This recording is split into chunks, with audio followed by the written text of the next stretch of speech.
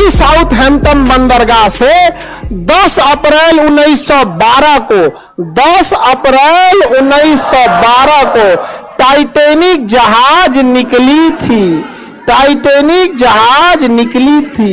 आई ससुरी 14 अप्रैल को जाके डूब गई। 14 अप्रैल को जाके डूब गए। बताइए, एक नए नए जाके डूब गए यहाँ पे जहाज। इसका नाम रखा गया था अनसिंकेबल, जो कभी डूब नहीं सकता है। पहले यात्रा में डूब गया यहाँ पर। रीजन था उसका, समझिए ध्यान से। ये साउथहैम्पटन से निकला, एकदम फर्स्ट क्लास निकल गया था। जब यहां पहुंचा तो ये है आपका बफिन की खाड़ी। यहां से निकली थी लेब्राडोर की ठंडी जलधारा। ये एरिया को बर्फ बना देती है। तो इस एरिया में बहुत ज्यादा बर्फ रहते हैं, बहुत ज्यादा बर्फ। इसे यहां के कैप्टन थे टाइटैनिक के, विलियम मडोक। इन्हें वार्निंग दिया गया था कि बर्फ बहुत ज्यादा है, संभल के चलिएगा।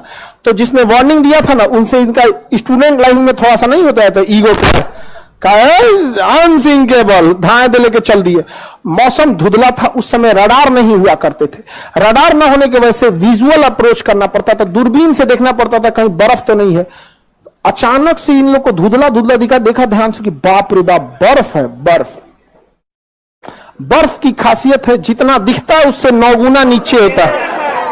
बर्फ का दिखने वाला भाग 1/10 और अंदर रहता है 9/10, यानी 10 भाग में 1 भाग दिखता है और 10 भाग में 9 भाग अंदर है। अब इनको ससुरा 3 मंजिला इतना बर्फ का चट्टान दिखा, तो 27 मंजिला नीचे होगा। और इस ससुरा तूने अभी वार्निंग दे रहा है कि टर्न मारो, टर्न टर्न मारो।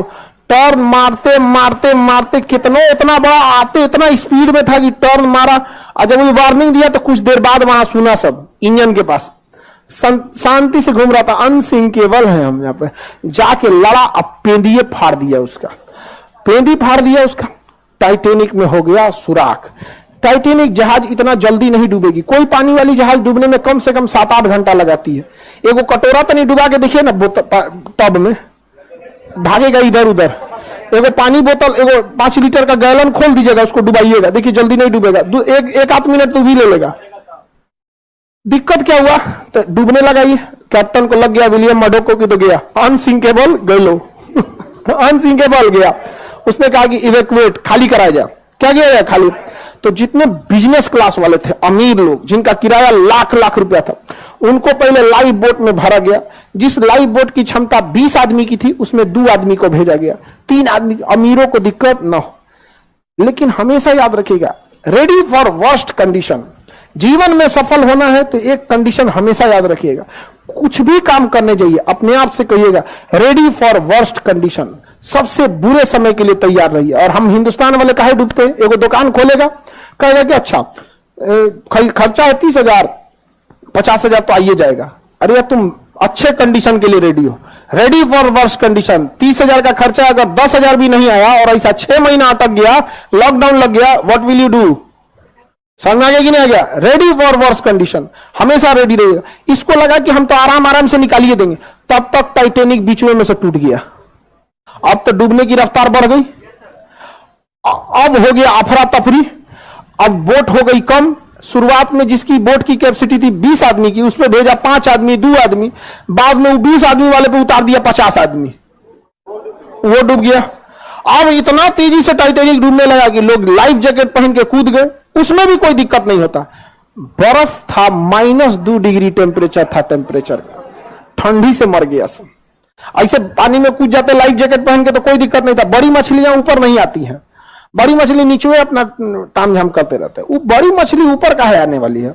ऊपर ज्यादा कूदती है, डॉल्फिन, वेल मछली। तो वेल मछली हम लोग को खाइए नहीं पाएगी, उसका मुंह इतना बड़ा नहीं होता। घोटने वाला मुंह छोटा होता है, ऐसे मुंह बड़ा होता है। जैसे इतना लोग हैं, लोग ना इस लाइन के एक बार में खा जाएगी वो, लेकिन घोट नहीं पाएगी, इतना बड़का मुंह खोलती है। घोट, अब हम ही लोग हैं, हाथना मुंह में भर लेते हैं, क्या हाथ दे घोट पाते हैं? भरने का तो भर लिया हो,